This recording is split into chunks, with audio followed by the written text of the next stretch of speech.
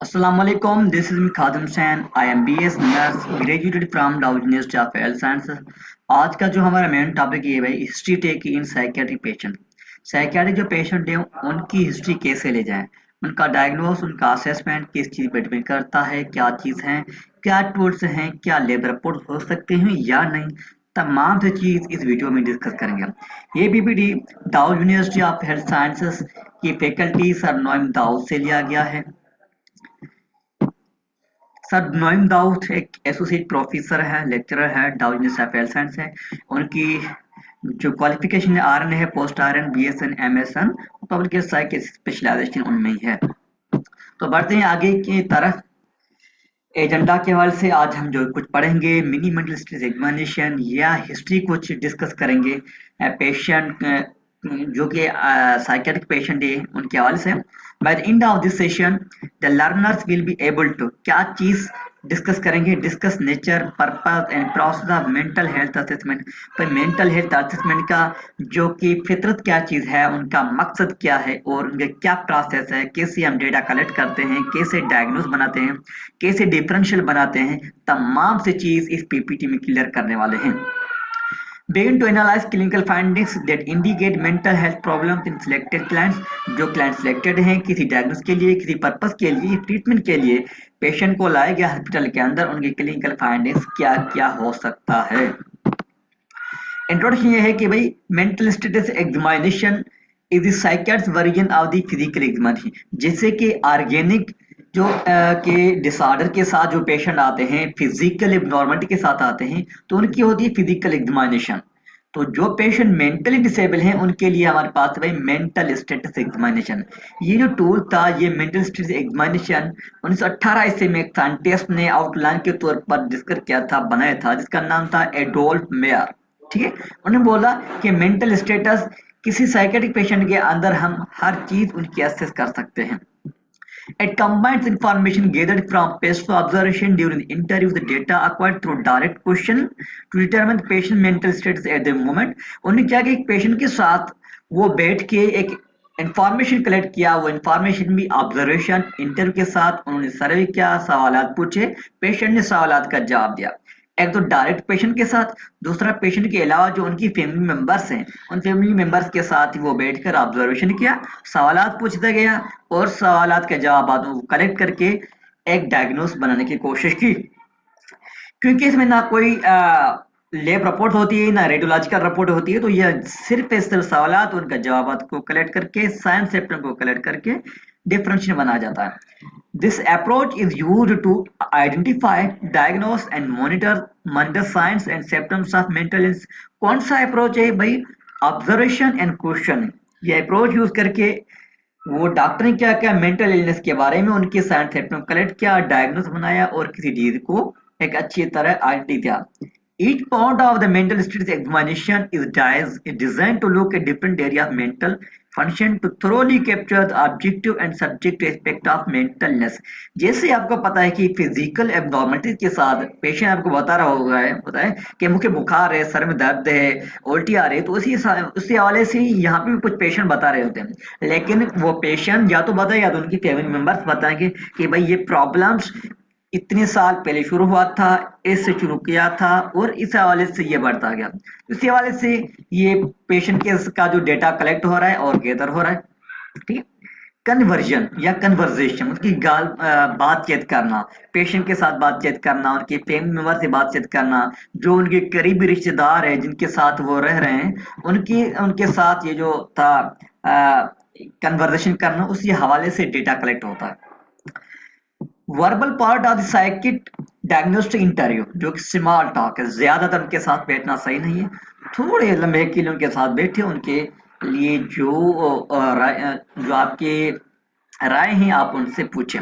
वो क्या हो सकता है, लेवल अटेंशन कंसंट्रेशन, आप पूछे भाई ये कंसंट्रेशन के हिसाब से कितना आगे है और उनकी लेवल ऑफ अटेंशन क्या है। स्पीच एंड थिंकिंग, जब वो पेशेंट बोलता है आप उनका स्पीच ऑब्जर्व करें, थिंकिंग ऑब्जर्व करें। वो अगर बात करता है वो प्रेशराइज तो नहीं हो रहा या सलर्ड स्पीच तो नहीं, बोलते बोलते तो रुक जाता तो नहीं, इसी हाल से ये तमाम से चीज ऑब्जर्वेशन की है।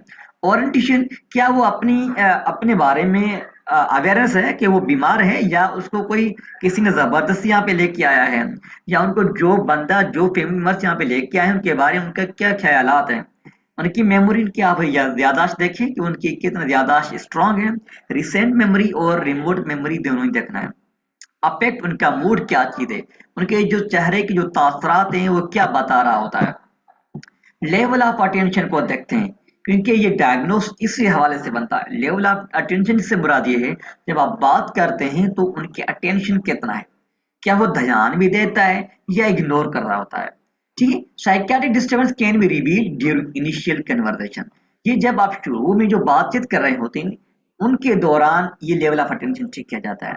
Where he was parked when his appointment was set, सवाल पूछते जाएं, ये कभी आया था। Monitor whether he stage your questions or drifts are. अब ये भी सोचिए, ये भी गौर करें जो सवालात आप पूछ रहे हैं क्या उनका जवाब उस सवालात के मुताबिक है या उसका जो जवाबात है वो आपके सवाल से अपोजिट है। जैसे कि आप पूछ रहे हैं कि आप यहाँ कैसे आए, तो वो जवाब कैसा देगा कि मैं सुबह नाश्ता किया था, उनके बाद मैं नान के गया था, उसके बाद मैं कार में बैठा था, कार के बाद फिर हमने मुझे अबू ने पार्क में ले गया, उसके बाद मैं यहाँ पे आ गया। अब आपका सवाल क्या था कि भाई आप यहाँ कैसे आए हैं, और उनका जो जवाब था, जवाब 4-5 डायरेक्शन में था। तो उसी हवाले से आप ये देखिए क्या ये आपके सवालात के मुताबिक स्टे करता है या डिग्रीज हो जाता है। Is his concentration limited to interest of subject, क्या ये इंट्रोवर्ट है। इंट्रोवर्ट से मुराद ये है कि भाई जिस जो चीज से ये एंजॉय करता है सिर्फ वहीं पे मौजूद है, उसके हवाले से बाहर सोशल नहीं है, किसी और लोग से मिलता जुलता नहीं है, फैमिली मेंबर से बातचीत नहीं करता, उनके साथ हंसता मुस्कुराता नहीं है, उनको टाइम नहीं देता। तो ये तमाम से चीज उनको देखना है और जांचना पड़ता है।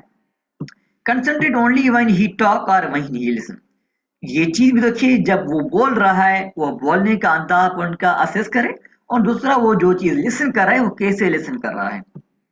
याद रखना जो पेशेंट अल्कोहलिक इंटॉक्सिकेशन के साथ होते हैं उनके चेहरा कुछ ड्राउजी जैसे कि सोए हुए नजर आएंगे, और इनअटेंटिव मतलब कि वो अटेंटिव पेशेंट नहीं होंगे, उनका कुछ कुछ ध्यान बाहर की तरफ होगा। अब ये आपको कैसे पता चलेगा ये अनअटेंटिव है, जब आप बात करोगे उनकी आंखें और उनके जो चेहरे के जो तासरात हैं वो आपसे बिल्कुल मिसमैच होंगे, वो गुर्जे में होंगे, गुस्से में होंगे, तो ये इनअटेंटिव की निशानी है। Depression decrease interest and concentration, depression कोई पेशेंट डिप्रेशन के साथ है तो उनकी दिलचस्पी खत्म हो जाएगी और कंसंट्रेशन तो देगा ही नहीं, क्योंकि इसके दिमाग में ऐसी ऐसी बातें घूम रहे होते हैं वो आपकी तरफ ध्यान से बिल्कुल उनको डिस्कनेक्ट कर चुके हैं। Frontal lobe lesion initially are alert inattentive but soon lose focus, कुछ ऐसे पेशेंट में हैं जिनके ब्रेन में जो फ्रंटल लोब की जो लीशंस होते हैं वो इनिशियली तो अलर्ट होते हैं लेकिन जैसे ही बात करते करते वो बिल्कुल फोकस लूज कर जाते हैं, तो ये निशानी है फ्रंटल लोब लीशन डिसेबिलिटी की। अब स्पीच वो बात किस तरह करता है, अब वो बात करता है तो आपको असेस करना है वो बात किस तरह करता है। ठीक है, अफेक्ट डिस्प्लेज इन स्पीच, ठीक है, ये बात करता है ना। I am thinking invite you patient to talk about emotional topic, आप किसी आप कोई टॉपिक दे दो उसी हवाले से वो बात करेगा तो आपको पता चल जाएगा। जज ऑल 3 डायमेंशंस, बात में ड्यूरिंग स्पीच आप 3 चीज उनका असेस करें। फॉर्मल एस्पेक्ट ऑफ स्पीच, ठीक है, वो कैसे बात कर रहा है, किसी बिहेव में है या नॉनसेंस बात कर रहा है, जज्बे में है, स्लो बात कर रहा है, कैसे बात कर रहा है। थिंकिंग, क्या उनका जो सोच है उसकी बात से मैच हो रहा है या उनकी सोच एक और है और वो बात कुछ और कर रहा है। जैसे कि वो बोल रहा है कि मैं पाकिस्तान का वजीर आजम हूँ, और डिप्रेशन वाला पेशेंट तो ऐसा होगा ही नहीं। डिप्रेशन का जो पेशेंट होगा वो खुद के बारे में नेगेटिव सोच करेगा लेकिन उनका बात कुछ और है। ठीक है, मैच करना चाहिए। अकम्पनिंग अफेक्ट, अफेक्ट का ये मतलब है कि उनका जो इमोशनल जो स्टेटस है, इमोशनल जो रेस्पॉन्स है उनमें क्या चेंजेस आ रहे हैं। तो for speech disturbance listen to articulation rhythm and flow, articulation से मुराद ये है कि भाई क्लियर और बिल्कुल साफ बात जो कि शार्ट क्लियर हो, क्लियरली वो बात कर रहा है और एक्यूरेट बात कर रहा है, वो आर्टिकुलेशन है। वो रिदम है, भाई स्पीड से बात कर रहा है, स्लो बात कर रहा है, कैसे बात कर रहा है, उनका जो अंदाज लहजा है वो बात करने का, वो गुस्से में है या किसी मतलब इमोशनल कंट्रोल है, या उनको जो फ्लो है वो कभी जो फ्लो जो थॉट है वो मिसमैच हो रहा है या मैच हो रहा है, तो उसी हवाले से। तो ये चीज देखना चाहिए। For thinking monitor words usage, सोच के अंदाज से आप उनका वर्ड सोचिए, ग्रामर और सेंटेंस स्ट्रक्चर, वो जो अल्फाज जो बोल रहा है, सेंटेंस जो निकाल रहा है, उनकी स्ट्रक्चर कुछ किसी तरतीब में है, या ऐसा तो नहीं है एक अल्फाज जो था वो पहले आ गया था और दूसरा अल्फाज पीछे आ गया था। जैसे कि मेरा नाम, वो बोल रहा है कि मैं बोल मेरा नाम खादिम हुसैन है, और कोई अगर पेशेंट ऐसा होगा तो मैं क्या बोलूंगा, तो वो क्या बोलेगा कि खादिम है मेरा नाम। तो इसी हवाले से उनका जो स्ट्रक्चर है वो किस तरतीब में होनी चाहिए। अगर मिस तरतीब है तो ये थिंकिंग एबनॉर्मलिटी है। For affect notice latency of response, speed, tone, amount, loudness, inflation. वो रेस्पॉन्स किस तरह कर रहा है भाई, वो ऐसा तो फिर रेस्पॉन्स नहीं कर रहा कि आपको गुस्से की हालत में आपको डांट रहा है।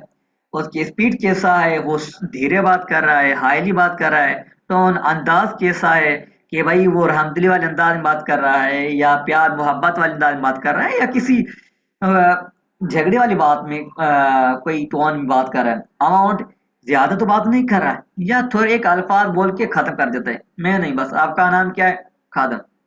ठीक है, इसी वाले से मतलब कि सिंपल अल्फाज में भी वो बात कर सकता है। लेकिन जो कुछ ऐसे पेशेंट होते हैं जो बोलते जा रहे हैं, जैसे कि मेनिया की पेशेंट होती हैं वो कुछ बोलते जा रहे हैं, और डिप्रेशन का जो पेशेंट होगा वो दो तीन अल्फाज मतलब वो कम बोलेंगे, कम मतलब कि बात करेंगे, वो लिफ्ट ही आपको नहीं करवाएंगे। लाउडनेस की हद तक के ज्यादा नहीं करेंगे, मेनिया की जो पेशेंट है उनकी लाउडनेस ज्यादा है, और जो डिप्रेशन वाला जो है उनकी लाउडनेस बहुत कम है। इन्फ्लेक्शन, रिफ्लेक्शन का मतलब ये है कि वो जो बात कर रहे हैं उनका तमाम से जो चीज उनसे रिलेटेड है या नहीं है। तो ये तो स्पीच से हवाले से उनकी असेसमेंट। स्पीच एंड थिंकिंग देखा जाए, स्पीच और थिंकिंग से क्या मुराद है, जैसे speech is usually describe in term of rate, volume, amount and cost. Speech से ये मुराद है वो उनके जो रिदम है ये रेगुलर है या इरेगुलर है, कभी ज्यादा बात कर रहा है, कभी कम बात कर रहा है, कभी धीरे बात कर रहा है, कभी हाईली स्पीड से बात कर रहा है, तो ये रेट है। वॉल्यूम का मतलब कि कितना बात कर रहा है, एक अल्फाज में बात को खत्म कर रहा है या लंबी कहानी एक सुना रहा है। ठीक है, अमाउंट भी यही है। और कर्सर से कौन सी खा मतलब कि ये लहजा क्या चीज है। ठीक है, rate rapid slow, volume loud soft, amount positive. भाई बात करते करते रुक तो नहीं जाता, जब बात बात करते करते करते खत्म, ऐसा तो नहीं है भाई मेरा नाम खादिम हुसैन है, मैं सुबह ये करता हूँ, उसके बाद में पढ़ाई करता हूँ, उसके बाद में फिलहाल जाता हूँ, फिर बीच में एक बॉस आ गया। तो ये जो बीच में जो ब्लॉक है, थर्ड ब्लॉक हो जाता है, इसको हम बोलते हैं भाई पॉजिटिव। म्यूटनेस, बोलते बोलते फिर खामोश, बोलता ही नहीं है, खामोशी। आप कितना चाहे उनको पैसे दे, कुछ इससे पेश ना, वो बोलते ही नहीं है। प्रेस्टर्ड स्पीच, ऐसे बात कर रहा है जैसे कि उनका जो दिल घबरा रहा है, वो बात करते करते कुछ अल्फाज निकलेंगे, कुछ अल्फाज नहीं निकलेंगे। कैरेक्टरिस्टिक क्या चीज है, सटरिंग और सलरिंग, ये चीज है। ठीक है, तो इसी हवाले से पेशेंट को डायग्नोस किया जाता है। फॉर्मल एस्पेक्ट ऑफ स्पीच, देखिए तीन जो और चीज थी, first formal aspect of speech, फिर थिंकिंग था, फिर तीसरे नंबर पे था। उसी हवाले से वन बाय वन करके पढ़ते हैं। डिस्टर्ब्ड आर्टिकुलेशन, आर्टिकुलेशन से क्या मुराद था, क्लियर एंड एक्यूरेसी, क्या वो जो वॉइस जो स्पीच कर रहा है, बात कर रहा है, वो क्लियर है या कुछ इनकरेक्ट है। जैसे कि कुछ ऐसे पेशेंट होते हैं जिसकी जो बात करने की जो सलाहियत है वो खत्म हो जाती है। एबनॉर्मल उनकी जो स्पीच है इसको हम बोलते हैं डिसरथ्या, डिफिकल्टी इन स्पीकिंग।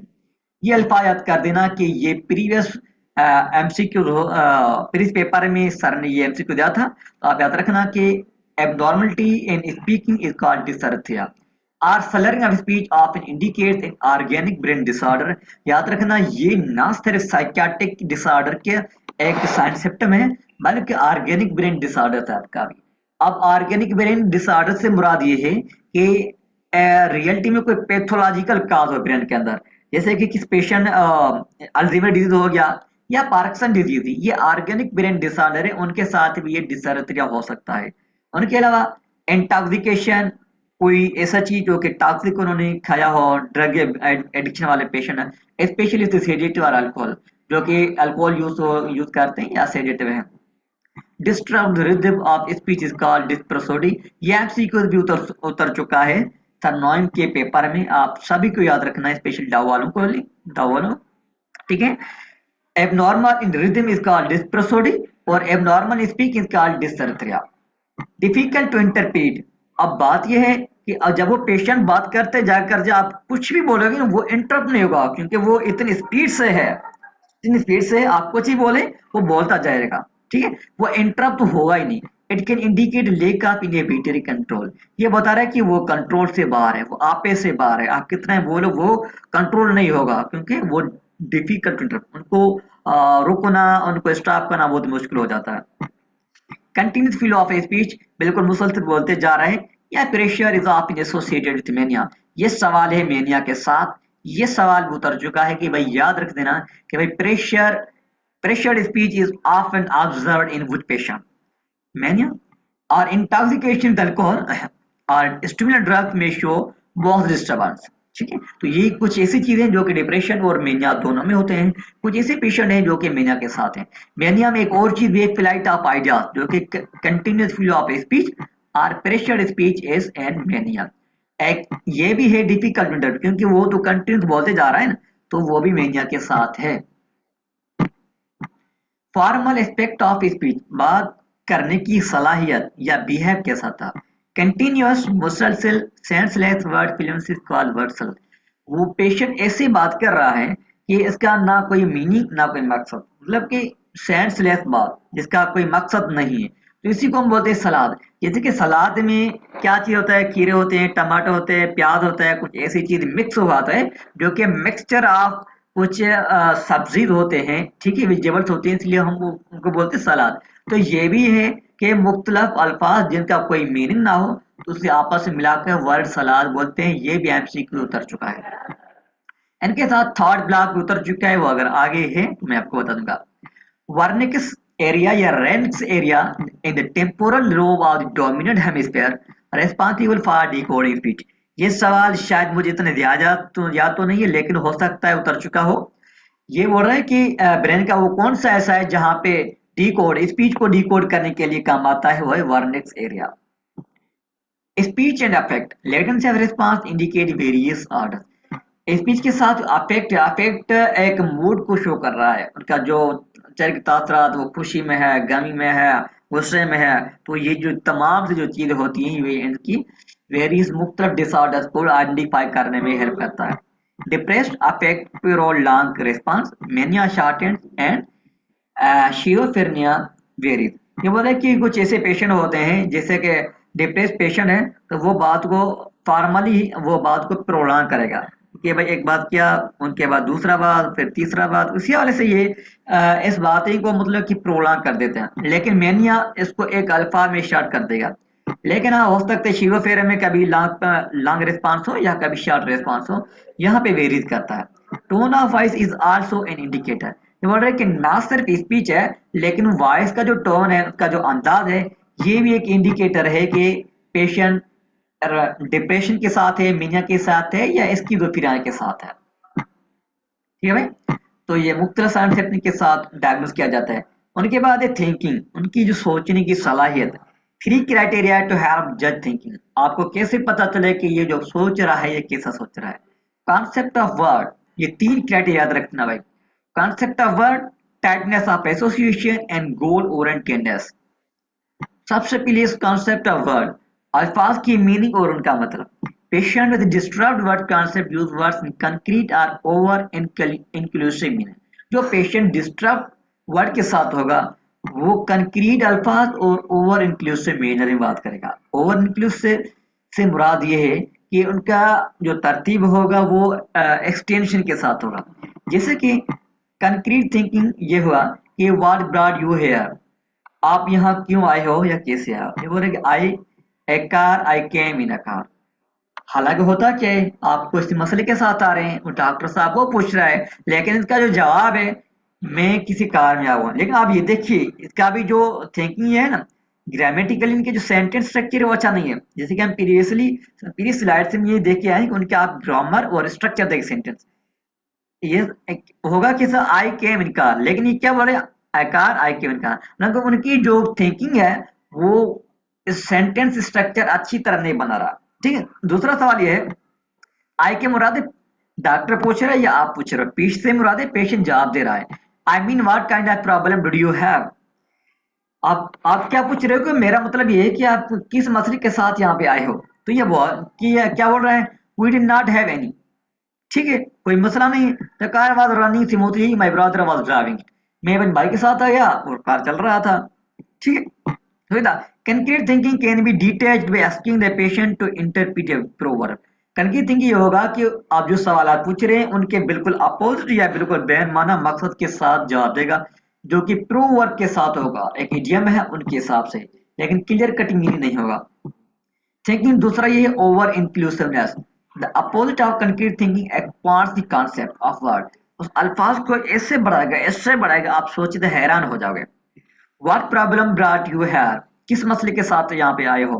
पेशेंट क्या बोल रहा है, the west, everything that comes from the warm to the cold, from the west, I live west from here, coming with the wind which blows from the west। अब आपका सवाल क्या था, ये जवाब क्या के दे रहा है, ना कोई मकसद, ना कोई डायरेक्शन, ना कोई चीज, तो ये माल मसाले को मिक्स करके आपके सामने कर रख देता है। तो ये है ओवर इंक्लूसिवनेस।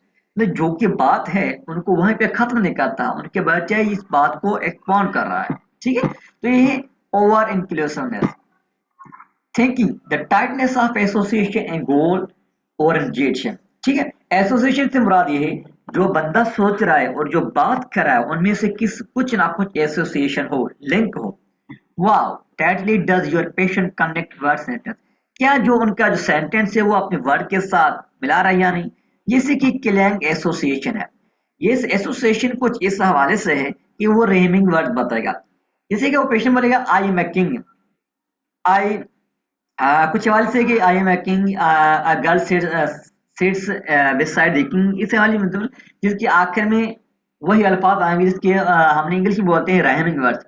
और ब्लॉकिंग का ये मतलब वो बोलते बोलते रुक जाएगा, thought block. Flight of ideas ये है कि वो बड़ी बातें करेगा, होगा डिप्रेशन में, ये बोलेगा कि भाई पाकिस्तान का प्राइम मिनिस्टर मैं हूँ, और जो फलस्तीन इसराइल को जो लड़ाने वाला शख्स वो मैं हूँ, जो किंग ऑफ सऊदी वो मैं हूँ। मतलब कि फ्लाइट ऑफ आइडियाज बड़ी बड़ी सोच रखने वाला जो जो बंदा होगा वो डिप्रेशन वाला पेशेंट होगा इस में। Word salad mixture of words वो सेंट से लेस हो। लूजिंग ऑफ एसोसिएशन, सोच एक हो रहा है बात कुछ हो रहा है।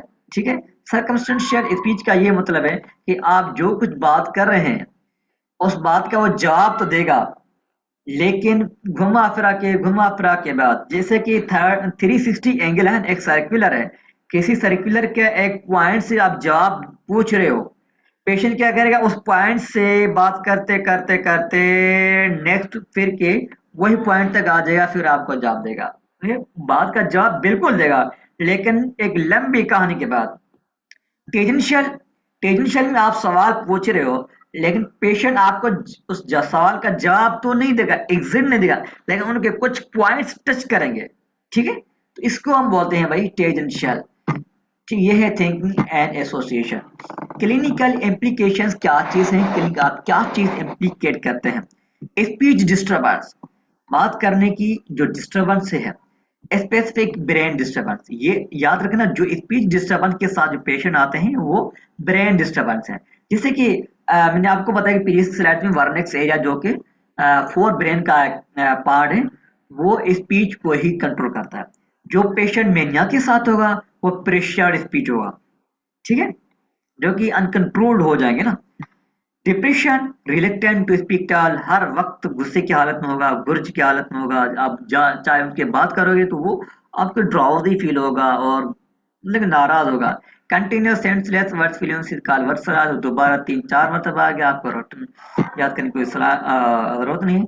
ओरिएंटेशन से मुराद ये है कि अवेयरनेस ऑफ पेशेंट, पेशेंट की अवेयरमेंट क्या चीज़ है खुद के बारे में और उनके इर्द गिर्द सराउंडिंग है उसके बारे में। Time is a sense indicator of orientation. बेहतरीन चीज टाइम से पूछना, टाइम पूछना आपको ओरिएंटेशन बताएगा कि आप अभी कहाँ पे, पेशेंट से क्या पूछोगे आप अभी कहाँ पे, और अच्छा अभी कहाँ पे नहीं, आप क्या हो रहा है, क्या टाइम है, ये दिन है या रात है। एक सवाल तो ये पूछना दिन है, फिर पूछना सुबह है मजंद है या शाम, इसी वाले एग्जैक्ट टाइम ना पूछना कि क्या टाइम हो रहा है, 1 बज रहा है 2 बज रहा है, ये टाइम नहीं। सुबह है मजंद है शाम है या दिन है या रात है, उसी वाले से आपको ये टाइम पूछना है। अगर वो एग्जैक्ट बता रहा है तो वो मतलब कि वो अवेयरनेस है, अवेयर है। Memory broadly defined as ability to recall past experience. उनके बाद आपको मेमोरी पूछना है कि पास्ट एक्सपीरियंस जो उनकी है क्या क्वेश्चन को याद है या नहीं। उसमें क्या चीज पूछना है भाई, रिमोट मेमोरी, जैसे कि प्लेस ऑफ बर्थ, जाहिर सी बात है कुछ ऐसे पेशेंट होते हैं जो कि 25 30 साल के होते हैं, कुछ ऐसे भी होते हैं जो 50 60 साल के होते हैं। तो 50 60 साल वालों को अपनी बर्थ ऑफ प्लेस हो सकता है याद होगा, या किसी स्कूल में वो पढ़े हैं, किसी गाँव में वो पैदा हुए हैं, तो वो चीज़ आपको बताएंगे अगर रिमोट मेमोरी उनकी अच्छी है तो। रिसेंट मेमोरी क्या चीज है? फ्रॉम द पास्ट वीक और 24 आवर, ये है रिसेंट मेमोरी। भाई गुजरे हफ्ते से या किस 24 आवर के अंदर जो भी मेमोरी है आप वो पूछे। इमीडिएट मेमोरी जो कि अभी अभी जो चीज हुआ है। कन्फेबुलेशन इज बीइंग यूज्ड, ये वर्ड जो है कन्फेबुलेशन से मुराद ये है कि साइकियाट्रिक जो पेशेंट की जो मेमोरी ठीक नहीं होती, ठीक है, तो वो कुछ बातें ऐसा बताएगा जो कि हकीकतन मबनी नहीं होंगे, लेकिन वो आपको लगेगा फॉल्स है, लेकिन उनके हवाले से फॉल्स नहीं है क्योंकि वो तो अनअवेयर है। ठीक है, वो अनअवेयर है तो ये आपके लिए झूठ नहीं होगा, पेशेंट के लिए झूठ नहीं होगा, पेशेंट के लिए बिल्कुल ठीक होगा। फॉल्स हो सकता है लेकिन झूठ नहीं है। ठीक है, patient with a memory disturbance focus on event that they remember. जो पेशेंट मेमोरी डिस्टर्बेंस के साथ है आप उनको बोलो कि ऐसा वाक्य जो आपको याद हो, ये आप कभी ना भूले। Orientation distortion of memory, orientation memory की जो एबनॉर्मलिटीज होती है उसी हवाले से ये क्या बोल रहा है कि psychiatric disorders can distort memory. Psychiatric patient है उनकी मेमोरी लॉस हो सकता है। डिप्रेस पेशेंट्स में कामनेस, वो तो बिल्कुल खामोश होते हैं, वो तो किसी से काम बात करने से भाई खुद को रोक देते हैं। मैंने पेशेंट में एग्जैगरेट हिज अचीवमेंट, वो जो मैनुअल पेशेंट होते हैं ना वो तो भाई अपनी सलाहियत ऐसे बता रहा है कि मैं फलां हूँ, मैंने इतने अचीवमेंट हासिल किए, मैंने निशान हैदरा रिसीव किया, वो तो अपनी हर अचीवमेंट बताएंगे लेकिन वो भी झूठ होगा। उसी आज तो झूठ है लेकिन फाल्स है। ठीक है, द स्किज़ोफ्रेनिक पेशेंट में report injustice in persecution they never happened.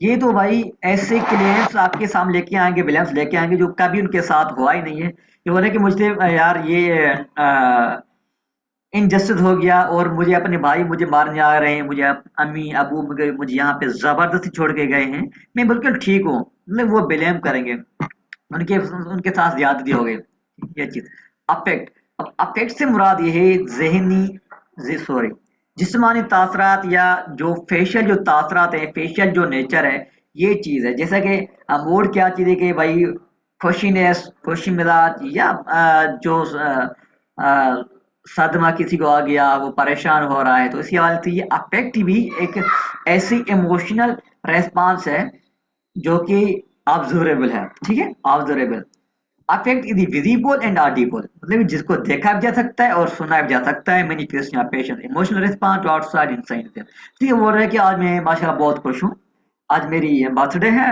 और आज मैंने इतने पैसे कमाए हैं, तो वो उनका जो ये इमोशनल रिस्पॉन्स उनके चेहरे पे आपको नजर आएगा।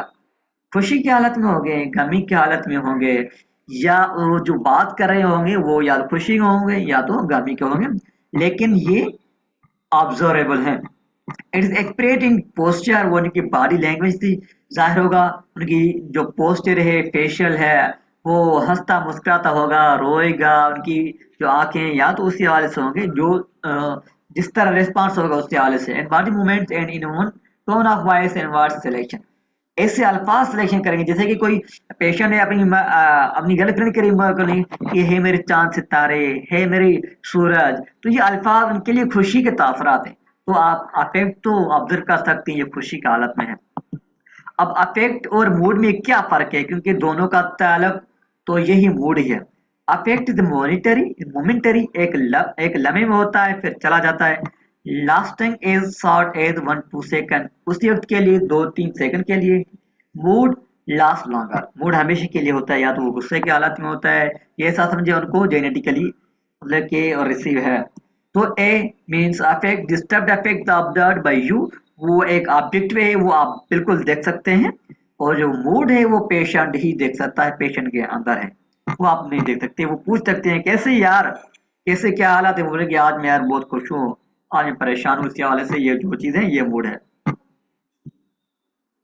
अफेक्ट है 3 फंक्शन, अफेक्ट के 3 काम है। एक सेल्फ परसेप्शन, दूसरा कम्युनिकेशन, तीसरा मोटिवेशन।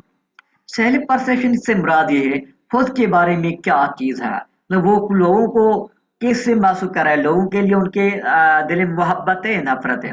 ठीक है, affect provide us with an emotional value judgment. जैसे कि एक पेशेंट है, वो किसी और के लिए से नफरत करता है या उससे मोहब्बत करता है, उसके हवाले से वो उसकी जजमेंट के हिसाब से वो जिसे जजमेंट करेगा, किसी को मोहब्बत देगा, किसी को मारेगा, किसी को डांटेगा, किसी को गाली देगा, तो उसी हवाले से ये सेल्फ परसेप्शन, एक बंदा किसी के लिए क्या चीज है, किसी के लिए क्या चीज है। कम्युनिकेशन फिजिकल मैनिफेस्टेशन है, हमें कम्युनिकेशन बात करने की सलाह है। Regarding communication physical manifestation of affect express or feelings and make them known to others. वो जब बात करेगा, वो बोलेगा कि मैं इस भाई को जानता हूँ, ये मेरे करीब है, ये मेरे पड़ोस में रहता है, तो उसी हवाले से ये बहुत अच्छा बंदा है, ये दिल का नेक बंदा है, साफ बंदा है। तो ये कम्युनिकेशन बात करने से उनकी जो एक्सप्रेशन है वो फील होती है। Motivation feeling of anger, initial aggression, destructive behaviour when we show affect to initial or goal oriented action in complete form। Motivation ये है, जब आप उनके साथ बात करोगे तो वो आपको एक ओरिएंटेड एक्शन बताएगा कि भाई मेरा इनिशियल जो गोल क्या है, वो ये क्या चीज नहीं है। तो हो सकता है वो इनकम्प्लीट फॉर्म में हो, मुकम्मल वो नहीं बताया, क्योंकि वो तो साइकेट्रिक पेशेंट है, उनको मोटिवेशन की क्या चीज है। ऑब्जर्वेशन क्या चीज है भाई, ऑब्जर्वेशन आपको तीन चीजों देखना है। ये तीन एमसीक्यू में से एक एमसीक्यू उतर चुका है, जिस call Fallot affect and liability. ठीक है, सब नो डाउट बिल्कुल ऐसे टेक्नोलॉजी के साथ पेपर निकालता है और अच्छा ही निकालता है। फेलेट अफेक्ट से मुराद ये है कि भाई हमेशा के लिए इमोशनल एक्सप्रेशन खत्म हो जाए। मतलब या तो खत्म हो जाए, या तो मतलब ये है कि या तो डिप्रेशन में होगा, या तो मेनिया में होगा, या तो हैप्पी मूड में होगा, या तो सैड मूड में होगा, कोई भी एक इमोशनल एक्सप्रेशन होगा, दूसरा नहीं होगा। ठीक है, बिल्कुल उसमें होगा। लाइबिलिटी मतलब या तो होगा हमेशा के लिए एक एक्सप्रेशन होगा, ना आप उनको खुशी का तासरात बोल सकते हो, ना आप उनको किसी गम का तासरात बोल सकते हो। लाइबिलिटी से मुराद ये है कि भाई ये जो अफेक्ट है शिफ्ट हो जाए। कभी बंदा सुबह बंदा खुश हो रहा था, अभी शाम को मैं देख रहा हूँ तो वो रो रहा है। सुबह उनके पास कोई और मसला था, अभी शाम के और मसला है। यूथेमिक का मतलब ये कि भाई नॉर्मल जो कि इमोशनल एक्सप्रेशन है, उसको हम बोलते हैं भाई यूथेमिक। एक्सप्लोरेशन एक अल्फाज है। अब एक्सप्लोरेशन जो अल्फाज जो आ गया, ये है असल में एसोस डायग्नोस्टिक क्राइटेरिया, कि भाई आप असेस कैसे करते हैं किसी पेशेंट को, वो भी साइकियाट्रिक पेशेंट को। एक्सप्लोरेशन से मुराद ये है उनकी पेशेंट की एनर्जी, पेशेंट का मूड, पेशेंट की हर चीज जजमेंट करके उनके बाद एक डायग्नोस दिया जाता है। इनके लिए हम एक्सप्लोर करते हैं। पहले mood. A mood a long term feeling state. जो भी एक पेशेंट का करंट स्टेट है लॉन्ग टर्म के लिए, इनको बोलते हैं मूड। मूड डायमेंशंस क्या हो सकती है, वो क्वालिटी हो सकती है, वो रिएक्टिविटी हो सकती है, वो इंटेंसिटी हो सकती है, उनके अलावा ड्यूरेशन भी हो सकती है। मूड को इस पैरामीटर के साथ मेजर किया जाता है। मूड की क्वालिटी क्या हो सकती है, the quality of mood can not be determined from observable effect. वो आप तो महसूस नहीं कर सकते हो, तो पेशेंट से पूछा जा सकता है। ये हर बंदे की अलग अलग है। जैसे कि अगर मैं किसी दोस्त से पूछूं कैसे भाई, वो तो वो क्या बोलेगा, I am good what about you. तो इसी हवाले से how do you feel most of the day, how do you feel now, ये सवाल आते होंगे। क्वालिटी क्या हो सकता है, good, energetic, high, depressed, tired, fatigued, ये चीज है। I am sad, I am upset. तो ये जो चीज है ये क्वालिटी शो कर रहा है मूड के। और एम्बिगियस कुछ ऐसे भी हैं जो कि महसूस ना हो।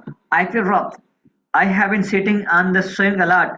ओके आई गेस डर लग सकता है, ये चीज है। Do you enjoy talking to me, क्या मुझे बात करते हुए खुशी महसूस कर रहे हैं। Do you get fun from your hobbies, क्या आप अपनी जो चीज काम कर रहे हैं उससे आप इंजॉय कर रहे हैं, फन महसूस कर रहे हैं। What are you going to do in the future, आपका जो फ्यूचर प्लान क्या चीज। तो इसी हवाले से जो जो चीज है वो मूड से ही सवाल पूछा जा सकता है। हाँ योर स्लीप, आपका जो नींद करने का जिस टाइम कैसा है, आपको नींद आती है, कैसा आती है, कितना सो लेते हो, उस वजह से। एपेटाइट, क्या आपको भूख लगती है, भूख नहीं लगती है किस, क्योंकि जो एपेटाइट जो डिप्रेशन वाले पेशेंट होगा ना, तो डिप्रेशन वाले पेशेंट को लॉस ऑफ एपेटाइट हो जाएगा, वो उनको भूख नहीं लगेगा। तो सेक्स ड्राइव की क्या चीज है, सेक्सुअल डिजायर उनके पास क्या चीज है, क्या वो सेक्स की तरफ अट्रैक्टिव है या अनअट्रैक्टिव है, उनकी एनर्जी कैसी है। आपको पता है कि जो कि डिप्रेशन वाले जो पेशेंट है उनके पास बिल्कुल लो एनर्जी है, जो मेनिया के साथ हैं वो तो हाईली एनर्जेटिक हैं।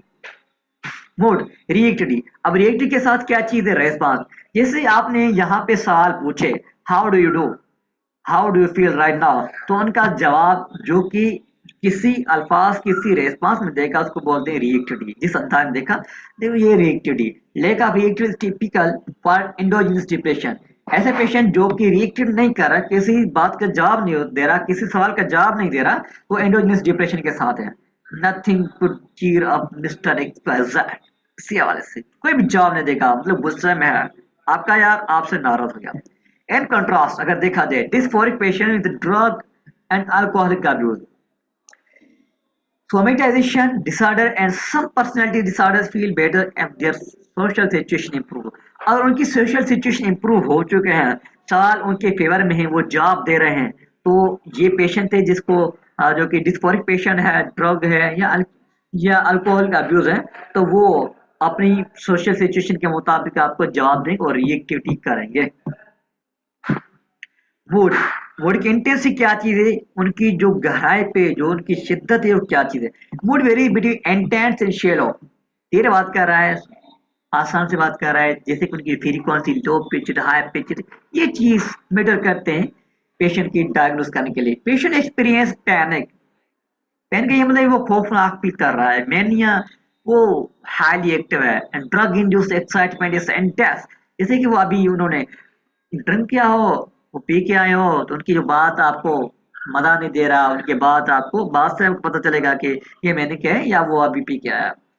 उनके बरक्स स्किज़ोफ्रेनिक के have a played in shallow mode, ये एमसीक्यू याद रखते हैं ना, एंक्लेस पॉइंट ऑफ व्यू के हिसाब से बहुत ही मैटर रखते हैं कि उनकी जो शिजोफ्रेनिया वाले जो पेशेंट होते हैं, उनकी जो मूड है या तो फ्लैट होगा, या तो बिल्कुल स्टेज नहीं होगा, या तो शेलो होगा। ड्यूरेशन क्या हो सकती है, duration gives mood it's diagnostic value. वो अगर मूड लॉन्ग लास्टिंग है, 2 हफ्ते के लिए, 3 हफ्ते के लिए, 4 हफ्ते के लिए, तो डायग्नोस्टिक वैल्यू में बहुत ही मैटर करता है। जैसे कि मैं आपको बता दूं कि जो पेशेंट 2 हफ्ते के साथ अगर उनकी जो मूड अफेक्टेड है वो शीरोपिना के लिए है, वो फर्दर वन बाय वन करके हम ड्यूरेशन आपको बताएंगे। लेकिन ड्यूरेशन याद रखना कि डायग्नोस्टिक वैल्यू के लिए ड्यूरेशन को बोलना नहीं है, बोलना नहीं है, हर चीज याद करना है चीज। इनर्जेंसी, एनर्जी की अब उनकी क्या सलाहियत है, एनर्जी क्या है, अभी काम करने की सलाहियत है, बात करने की सलाहियत है, एक दूसरे के साथ बैठना, काम करना, ये चीज जो कि है डिपेंड करता है कि भाई मैनिया में है या डिप्रेशन में, के अलावा इस schizophrenic में या बाइपोलर में है। एनर्जी डिपेंड करता है, एनर्जी भी एक डायग्नोस्टिक टूल है। Energy level can be determine in number of different ways, मुख्तलिफ तरीक़ेकार है उनके हिसाब से डिफाइन किया जाता है। Monitor how often a patient brings up a new topic and how well he elaborates on it, वो डिपेंड करता है कि वो पेशेंट कितने बार आपके साथ डिस्कस करता है किसी टॉपिक पे, और किससे वो इलैबोरेट करता है। Ask him about his last 24 hours, उनकी 24 घंटे के बारे में, उनकी रूटीन के बारे में उससे पूछे, क्या वो आपको रिप्लाई दे रहा है। Was it easy to go through daily routine, क्या वो हस्ब मामूल की तरह वो आसानी से वो दिन गुजर रहे हैं। व्हाट अबाउट न्यू टास्क, जो नए दिन, जो नए रूटीन जो आ रहे हैं, उसके बारे में आपका क्या ख्याल आते हैं। आस्क वेदर ही प्लान्स हिज डे और नॉट, क्या आप अपनी रूटीन को प्लान करते हैं या बस वैसे ही जो आते हैं बस चला जाता है। डिप्रेशन पेशेंट कंप्लेंट्स, जो पेशेंट डिप्रेशन के साथ होगा वो क्या कंप्लेन करेगा कि नॉट प्लान, नहीं भाई मैं कभी प्लान नहीं किया, मैं सोचा ही नहीं था। डिसाइड, कभी सोचा भी नहीं था, डिसाइड नहीं किया। कैन नॉट इनिशिएट, मैं अपनी जो दिन को जो शुरू कर रहा हूँ नींद से शुरू कर रहा हूँ, वो नींद से शुरू करेगा, नींद से खत्म करेगा, जिसे कहा डिप्रेशन पेशेंट। आपसे उससे ये होगा कि वो भाई इनडिसीजन, वो उनकी जो खौफ है, वो जो बात कर रहा है, उनके जो काम है वो बिल्कुल इनडिसीजन है। Worries about indecision and repeated checking, जो उनको खौफ क्या चीज है, यार मैंने अभी तक फैसला नहीं किया ये जो काम कैसे होगा कैसे नहीं होगा, उनके ज़हन में ये ख्यालात बार बार आते हैं, रिपीटेड होते हैं, इसलिए इनका नाम क्या है भाई, obsession. The manic initiates lots of things, वो तो दिन जो अपना दिन की शुरुआत करता है, आगाज करता है, वो कई कामों से करता है, but often sometimes finish few, 10 काम शुरू करेगा लेकिन खत्म एक करेगा। ठीक है, ये है मैंने, क्योंकि उनकी जो सलाह जो समझ रहा है कि उनकी जो पोटेंशियल ज्यादा है काम करने के लिए, लेकिन खत्म किसी और को कर रहा है, खत्म कुछ चंद चीजों को कर रहा है, तो ये उनकी सलाह जो कर रहा है काम करने का। Phonic restricted by numerous avoidance, वो भाई नाकाम है, मतलब कि वो डिपेंडेंट है, कोई चीज आप उनसे पूछोगे ना वो किसी और से बोलेगा कि भाई पानी गिलास लेके दो, मुझे खाना लेके दो, अवॉइडेंस का ये डिपेंडेंस है, किसी और अपने घर में अबू अबू पे डिपेंड होगा, अम्मी से डिपेंड होगा, अपने भाई बहन से डिपेंड होगा, खुद काम नहीं करेगा, ये हर काम उनसे बोलेगा ये काम मुझे करके दो। Anti social, anti social personality appear active, जो कि एंटी सोशल से मुराद ये है कि वो कानून से मुख्तलिफ होगा, लेकिन अगेंस्ट जो कानून होगा, जो रूल होगा, उनके अपोजिट में काम करेगा। अपियर एक्टिव, वो तो बिल्कुल एक्टिव होगा, जैसे कि मीना वाला पेशेंट है, हर काम एक्टिवली करेगा, एनर्जेटिकली करेगा, but he pursues pleasure rather than accomplishment. वो हमेशा खुशियों को तलाश में होगा, लेकिन काम करने का वो पागल होगा, काम करने के लिए उनकी में सलाहियत है नहीं। वो बोल रहा है कि मैं बैठे बैठे खड़े खड़े बस अपनी खुशियों को देखूं, लेकिन काम करने से मजबूर है। स्किज़ोफ्रेनिक पेशेंट में watch TV all the day, ये बस सारा दिन मुकम्मल दिन टीवी में ही अपना दिन गुजारेगा। परसेप्शन, देखने की सलाहियत, किसी और के बारे में सोचने की सलाहियत। Normal perception origin from stimulation of specific sensory receptors. आपको पता है कि स्पेसिफिक सेंसरी रिसेप्टर से ही नॉर्मल परसेप्शन को जन्म देते हैं। Patients with hallucinatory perceptions have images. जो पेशेंट हेलुसिनेटर के साथ है, वो इमेजेस को परसेप्ट करेंगे। लेकिन कोई बंदा सामने है भी नहीं, कोई चीज है भी नहीं, उनके बावजूद भी उनको कोई चीज नजर आ रहा है, कोई शख्स नजर आ रहा है, ऑडिटरी कोई आवाज सुनने आ रहा है, या ऑल्फैक्टरी ऐसी कोई चीज जो कि वो सुन रहा है। वो बोल रहा है कि कोई कोई बिरंग यहाँ पे पड़ा हुआ है, कोई ची पड़ा हुआ है, वो उनको मतलब सिमिल कर रहा है impression and evidence of verifiable stimulation. वो है कोई चीज है मेरे सामने आ रहा है, मैं इनको देख रहा हूँ, मैं इनको सुन रहा हूँ, या किसी ने मेरे सामने बिरंग रख के गया, उनका जो बू है, खुशबू है, मैं फील कर रहा हूँ। Do here any voice even when nobody is present. आप सवाल पूछें, कोई बॉडी ना हो, कोई शख्स ना हो, उसके बावजूद भी आपको सवाल, आपको आवाजें सुन रही होती हैं, सुनाई देती हैं। आर यू बोदर्ड और हरास बहस, क्या वो वॉइस आपके फेवर में है, आपसे मोहब्बत करते हैं, या आपको उन्हें धमकियां दे रहे हैं। सम पेशेंट शिजोफ्रेनिया आर एम्बिवेलेंट, वो जैसे पेशेंट है जो आपको बताएंगे कि भाई नहीं वो तो मुझे इस सवाल से एम्बिवेलेंट, जो उनके खतरे में है। What did the voice tell you today, वो जो आवाज सुनाई देते हैं वो आपके बारे में क्या बोल रहे हैं या उनके क्या राय है। ठीक है। अब हेलिसिनेशन के जो 5 स्टेजेस हैं, उनकी इनसाइट, हेलिसिनेशन इनसाइट का क्या मतलब है, जजमेंट। पेशेंट का क्या जजमेंट है, कि पेशेंट का क्या राय है उन हेलिसिनेशन के बारे में। 5 स्टेज हैं, 1 2 3 4 5। ठीक है। वन से ये स्टेज नंबर 1, आप पेशेंट आपको क्या बोलेगा कि previously report hallucinations have now stopped. जो पहले जो हेलिसिनेशंस आ रहे थे, अब वो बिल्कुल नहीं आ रहे। The patient has full insight into their morbid nature. वो पेशेंट बिल्कुल अवेयरनेस होगा कि मैं वाकई में बीमार हूँ, इनसाइट पॉजिटिव है। Stage number 1। ठीक, hallucinations were experience in the past. शुरू में तो महसूस हो रही थी, but are not present now, पर लेकिन अभी नहीं है। शुरू में थे लेकिन अभी नहीं है। But patient believe that they were real, लेकिन हाँ ये अभी मान रहा है कि वो हकीकतन थे। ठीक है।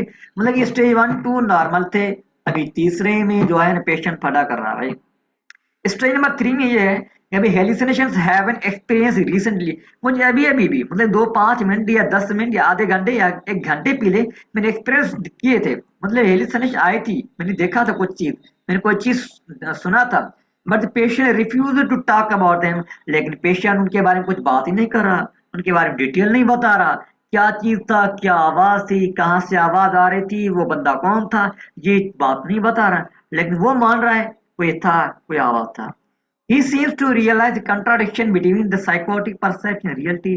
अब यहाँ पे जो पेशेंट है यहाँ पे फटाका रहा है कि बोल रहा है कि नहीं, वो आवाजें हकीकत थी, वो कोई मेरे सामने आ गया था, ये रियलिटी से आप वाकिफ नहीं है, ये अभी अपोज काम कर रहा है। ठीक है। फोर्थ नंबर में यह है the patient talk about his hallucination but does not act upon it. ये हेलुसिनेशन के बारे में बात कर रहा है, लेकिन उनको रिएक्शन नहीं दे रहा। रिएक्शन से मुराद ये कोई रिप्लाई, कोई चीज, उसी वाले से स्टेज नंबर 3 से लेकर 5 तक खतरनाक। स्टेज नंबर 5 से ये लास्ट स्टेज है, the patient acts upon hallucination, you obeys और रेस्पॉन्स टू द वॉइस।